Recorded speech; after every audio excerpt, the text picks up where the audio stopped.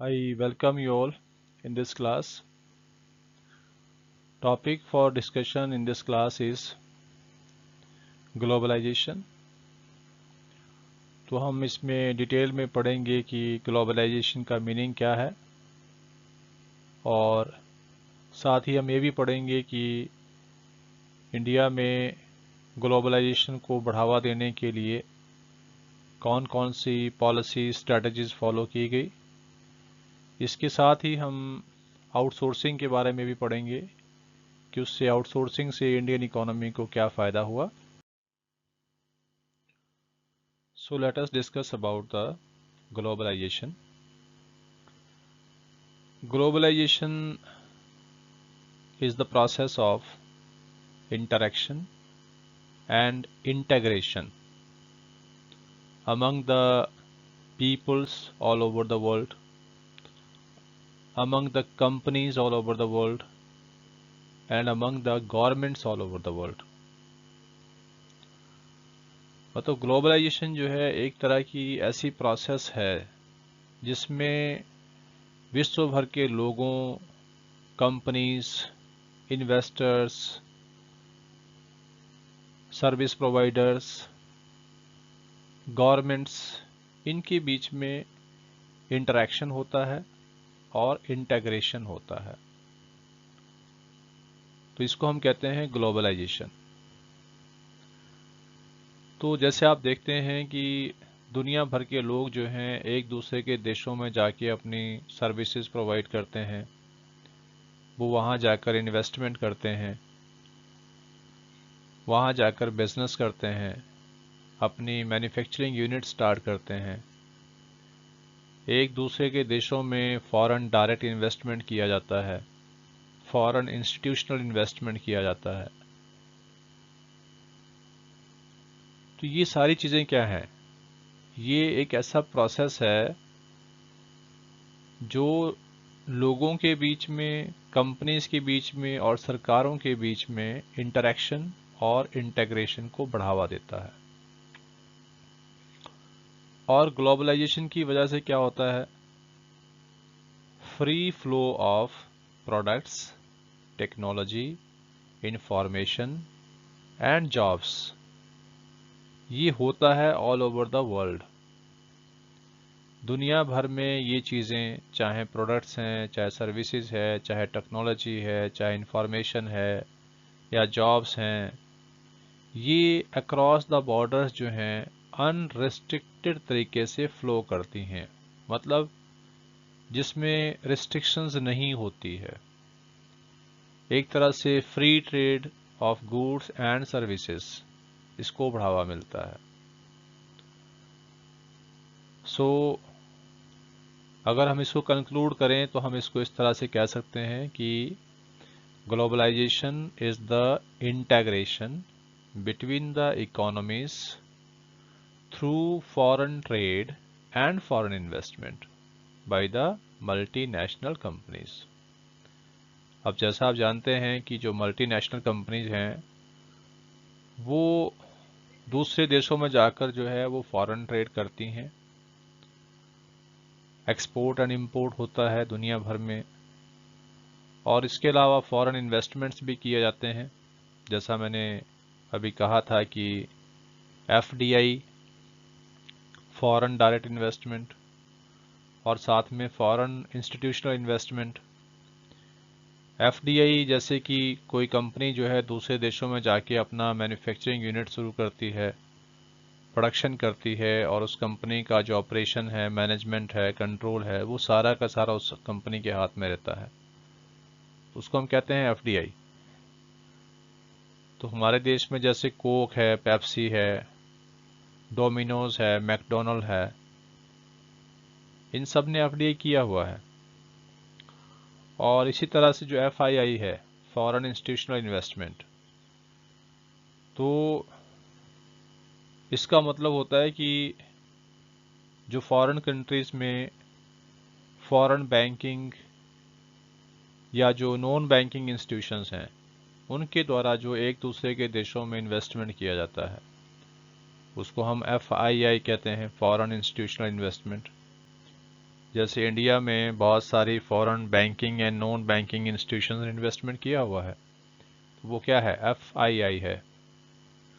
तो इस तरह से जब एक दूसरे देशों के साथ ट्रेड बढ़ता है, एक्सपोर्ट इंपोर्ट बढ़ता है, या दूसरे देशों में जाकर मल्टीनेशनल अपनी जो मैन्युफैक्चरिंग यूनिट स्टार्ट करती है, या फिर फॉरेन इन्वेस्टमेंट को बढ़ाया जाता है, तो एक तरह से किस चीज़ को बढ़ावा मिलता है? इससे दुनिया भर के जो लोग हैं वो एक दूसरे के कांटेक्ट में आते हैं, इंटरेक्शन होता है डायरेक्टली इनडायरेक्टली, कंपनीज के बीच में इंटरेक्शन होता है और इंटीग्रेशन भी होता है। इंटीग्रेट करते हैं वो प्रोडक्शन प्रोसेस को, और इस तरह गवर्नमेंट्स का भी जो है वो एक दूसरे से इंटरेक्शन होता है। दुनिया भर की सरकारें जो है इन free flow of products, technology, information, jobs, इसके लिए बाइलेटरल मल्टीलेटरल एग्रीमेंट्स होते हैं। बाइलेटरल एग्रीमेंट जो दो देशों के बीच में होते हैं, और मल्टीलेटरल का मतलब है जो बहुत सारे देशों के बीच में एक देश के साथ जो एग्रीमेंट होता है उसको हम बोलते हैं मल्टीलेटरल एग्रीमेंट्स। तो ये सारी जो प्रोसेस है उसका एक ही मकसद है कि पूरी दुनिया जो है एक ग्लोबल विलेज बन जाए। ग्लोबल विलेज, पूरा संसार एक ही गांव है, बस एक दूसरे की ज़रूरतें पूरी करें, एक दूसरे के लिए फ़ायदे के लिए काम करें, और अपने रिसोर्सेज का सही इस्तेमाल करें। जहाँ पर रिसोर्सेज की आवश्यकता है वहाँ पर रिसोर्सेज जो हैं वो प्रोवाइड किए जाएं, और इसके बहुत सारे फ़ायदे होते हैं। स्पेशली जो डेवलपिंग नेशंस हैं उनको अपनी डेवलपमेंट के लिए जो लेटेस्ट टेक्नोलॉजी है वो मिलती है और इन्वेस्टमेंट मिलता है। तो इससे दुनिया भर के देशों में प्रोडक्शन एक्टिविटीज़ को बढ़ावा मिलता है, और साथ ही साथ जो रिसोर्सेज हैं उनका सही इस्तेमाल होता है। जो पहले एक तरह से बेकार पड़े हुए रिसोर्सेज रहते थे अब उनका इस्तेमाल होने लगता है, specially in the developing Nations, और उससे जो फॉरेन एक्सचेंज रिजर्व्स हैं वो भी बढ़ते हैं, और उनका इस्तेमाल लेटेस्ट टेक्नोलॉजी को परचेज़ करने के लिए डेवलपिंग नेशंस भी करते हैं। तो इस तरह से बहुत तरह से एक तरह हम कह सकते हैं कि बढ़ावा मिलता है ग्लोबल ट्रेड को, और interaction and integration among the people, companies and governments all over the world. So let us discuss about the outsourcing. Outsourcing जो है वो एक इम्पॉर्टेंट आउटकम होता है प्रोसेस ऑफ ग्लोबलाइजेशन का, और इससे इंडिया को भी फ़ायदा हुआ है। और आउटसोर्सिंग का मतलब होता है कि ये एक ऐसा सिस्टम है, किस चीज़ का सिस्टम है, of hiring business services from the outside world, और जिसमें कि कॉल सेंटर्स को हम शामिल करते हैं, ट्रांसक्रिप्शन को शामिल करते हैं, क्लिनिकल एडवाइस है, या टीचिंग, कोचिंग एट्सेट्रा। इस तरह की जो बिजनेस सर्विसेज है उनको दूसरे देशों से हायर किया जाता है। जैसे अगर हम इंडिया की भी बात करें तो इंडिया जो है आज एक इम्पॉर्टेंट डेस्टिनेशन है आउटसोर्सिंग के लिए। स्पेशली जो फॉरेन कंट्रीज हैं वो इंडिया में आउटसोर्सिंग करती हैं, बिजनेस प्रोसेस आउटसोर्सिंग जिसको हम कहते हैं। और जैसे इंडिया में बहुत सारे फॉरेन कॉल सेंटर्स जो हैं बने हैं, या इंडिया से बहुत सारे जो एजुकेशनल सर्विसेज जो हैं प्रोवाइड की जाती हैं, जिसमें ऑनलाइन टीचिंग है, ऑनलाइन कोचिंग है। इस तरह की कई सारी फर्म्स जो हैं वो विदेशी लोगों को अपने सर्विसेज प्रोवाइड करते हैं। क्लिनिकल एडवाइस की सर्विसेज हैं।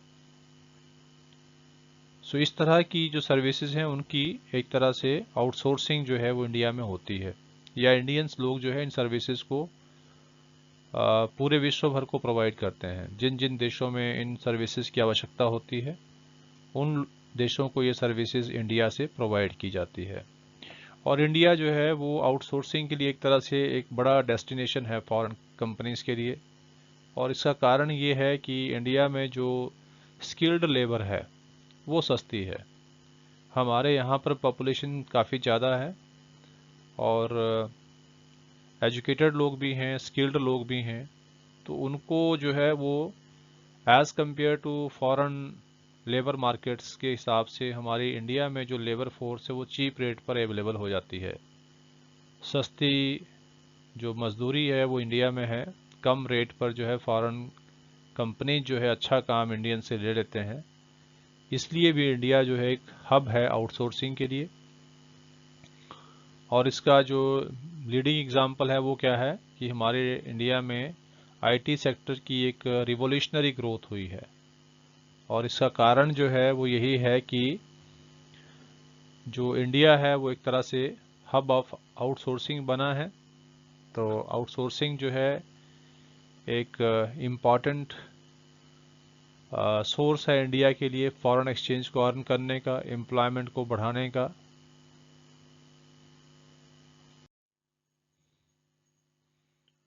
So let us discuss about the globalization of Indian economy.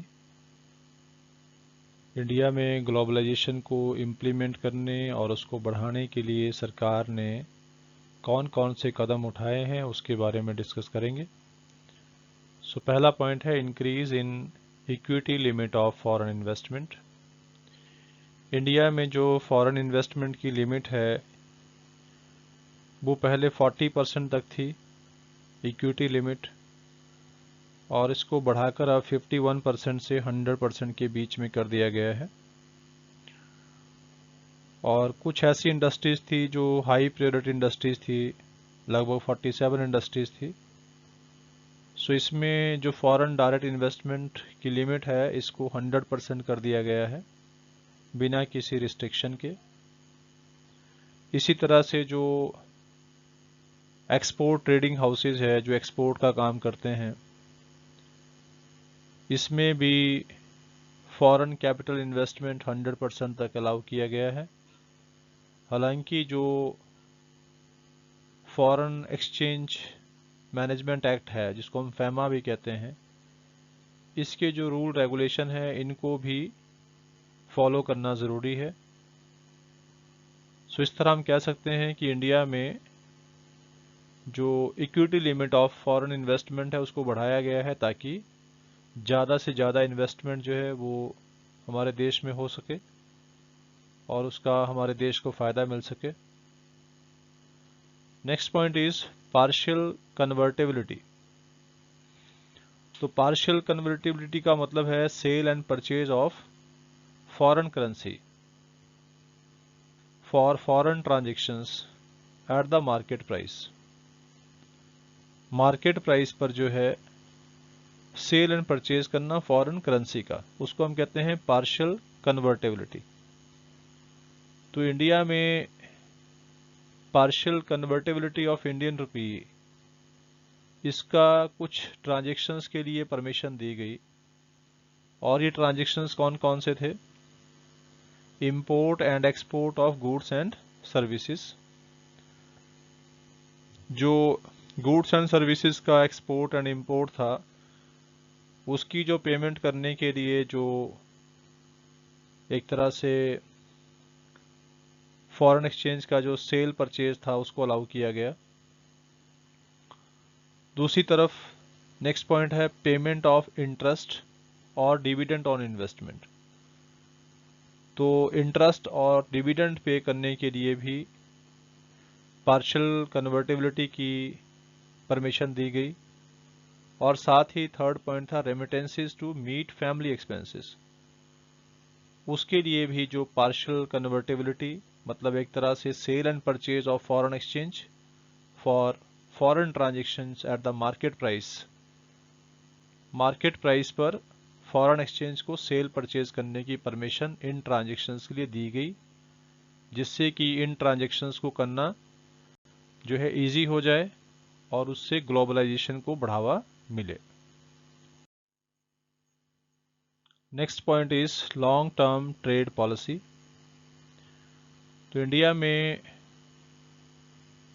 Economic reform start होते ही जो फॉरेन ट्रेड पॉलिसी थी उसे एक लॉन्ग ड्यूरेशन मतलब 5 इयर्स के लिए बनाया गया, और ये पॉलिसी एक लिबरल पॉलिसी थी। इस पॉलिसी में जो भी फॉरेन ट्रेड पर पहले से चली आई रिस्ट्रिक्शंस थी, 91 से पहले जितनी भी रिस्ट्रिक्शंस लगाई गई थी फॉरेन ट्रेड पर, उन रिस्ट्रिक्शंस को हटा दिया गया, और इस तरह से जो ओपन कंपटीशन थी मार्केट में, इकोनॉमी में, उसको बढ़ावा दिया गया, उसको इनकरेज किया गया। और कुछ एक गुड्स को छोड़कर बाकी सभी गुड्स एंड सर्विसेज का जो फ्री ट्रेड था उसको करने की एक तरह से परमिशन दी गई। सारी की सारी रिस्ट्रिक्शंस हटा दी गई, चाहे वो क्वांटिटेटिव थी चाहे वो टैरिफ की थी। तो इस तरह की रिस्ट्रिक्शंस को हटाया गया फॉरेन ट्रेड से। तो ये था आपका लॉन्ग टर्म ट्रेड पॉलिसी, जिससे कि ग्लोबलाइजेशन को इंडिया में बढ़ावा मिला। Next point is reduction in tariff. तो टैरिफ का मतलब आप जानते ही हैं, जो इंपोर्ट ड्यूटीज लगाई जाती हैं उसको हम टैरिफ कहते हैं। सो इंडियन इकोनॉमी में कंपटीशन को बढ़ावा मिले, फ्री ट्रेड को बढ़ावा मिले, इसके लिए जो टैरिफ बैरियर्स थे इसको ज़्यादातर गुड्स के ऊपर से हटा लिया गया। मतलब मोस्ट ऑफ द गुड्स के ऊपर जो भी टैरिफ बैरियर्स लगे हुए थे या इंपोर्ट ड्यूटीज लगी थी उनको हटा दिया गया ज़्यादातर गुड्स के ऊपर से, ताकि इंडिया में जो ट्रेड है उसमें कंपटीशन हो, बढ़ावा मिले, इंटरनेशनल ट्रेड को बढ़ावा मिले, कंपटीशन को बढ़ावा मिले, जिससे कि जो हमारी इकोनॉमी की जो फर्म्स हैं वो अपने आप को अपग्रेड करे, मॉडर्नाइज करे, और ओवरऑल उससे देश की इकोनॉमिक ग्रोथ में फ़ायदा हो। नेक्स्ट पॉइंट था विड्रॉल ऑफ क्वांटिटेटिव रिस्ट्रिक्शंस। तो सिंस 2001 के बाद जो है जितने भी क्वांटिटेटिव रिस्ट्रिक्शंस लगी हुई थी ऑन ऑल इंपोर्ट आइटम्स, उनको पूरी तरह से हटा दिया गया। तो ये बात बहुत ही इंपॉर्टेंट है कि ईयर 2001 में पहले से चली आई जितनी भी क्वांटिटेटिव रिस्ट्रिक्शंस थी on the import of all types of goods and services, उनको पूरी तरह से हटा दिया गया। सो इस तरह से ये जो पॉलिसीज थी इसको फॉलो किया गया इंडिया में ग्लोबलाइजेशन को बढ़ावा देने के लिए। So let me recap the points once again. India में ग्लोबलाइजेशन को बढ़ाने के लिए जो जो काम किए गए, उसमें पहला था कि जो equity limit of foreign investment थी उसको बढ़ा दिया गया, उसको 100% तक कर दिया गया। जो हमारे एक्सपोर्ट ट्रेडिंग हाउसेज थे उनमें भी 100% तक एफडीआई की परमिशन दे दी गई। हालांकि फैमा जो है अपनी जगह बना हुआ है और उसको फॉलो करना भी ज़रूरी है। Partial convertibility of Indian rupee allow किया गया for the import and export of goods and services, and for payment of interest और डिविडेंड ऑन इन्वेस्टमेंट, और the transactions of remittances to meet family expenses. और उसके बाद जो है वो लॉन्ग टर्म ट्रेड पॉलिसी बनाई गई इंडिया में, जिसमें ज़्यादातर जो रिस्ट्रिक्शंस लगी थी या कंट्रोल्स लगे थे फॉरेन ट्रेड पे उसको हटाया गया। और बाद में जो टैरिफ्स थे या इंपोर्ट ड्यूटीज़ थी उनमें रिडक्शन की गई, उसमें कमी की गई, और कुछ चीज़ों के ऊपर से उसको पूरी तरह से हटा भी लिया गया। और साथ ही जो क्वांटिटेटिव रिस्ट्रिक्शंस लगी हुई थी इंपोर्ट ऑफ डिफरेंट आइटम्स, उसको भी पूरी तरह से ख़त्म कर दिया गया था। So dear students, if you find this content meaningful and helpful to you, then please share it to other students also. those who can be benefited from this. Thank you.